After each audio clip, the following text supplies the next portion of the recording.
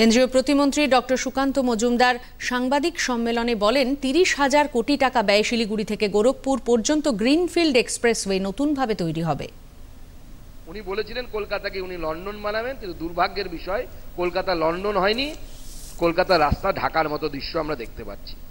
৩০,০০০ কোটি টাকা ব্যয়ে ৫২০ কিমি দীর্ঘ শিলিগুড়ি থেকে গোরখপুর গ্রিনফিল্ড এক্সপ্রেসওয়ে মানে একদম নতুন ভাবে তৈরি হবে। আগেরটা যেটা বললাম অলরেডি রাস্তা আছে, তাকে বড় করা হবে, তাতে ইন্ডাস্ট্রিয়াল করিডোর তৈরি করা হবে, কিন্তু এটা পুরোটা হচ্ছে গ্রিনফিল্ড, যেটা আমাদের পশ্চিমবঙ্গকে আগামী দিনে শিলিগুড়ি বা অর্থাৎ উত্তরবঙ্গ এবং অন্যান্য অংশকে এর সাথে যুক্ত করবে। ২০২৭ সালের মধ্যে এটা আমরা পূর্ণ করব, এটা আমরা কমপ্লিট করব।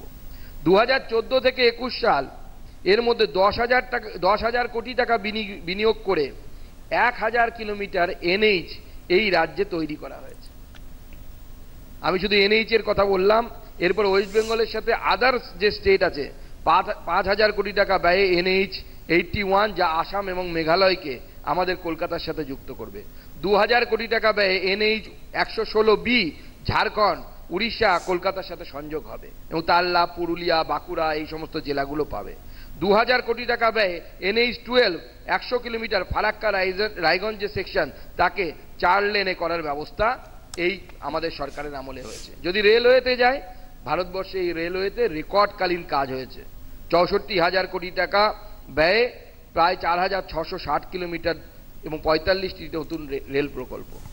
১,৩০০ কিলোমিটার নতুন ট্র্যাক নির্মিত হয়েছে, যা একটা দেশের সমান, সংযুক্ত আরব আমিরাত দেশের পুরো রেল ট্র্যাকের সমান, সেটা 1 বছরে আমরা করেছি, দেওয়া হয়েছে।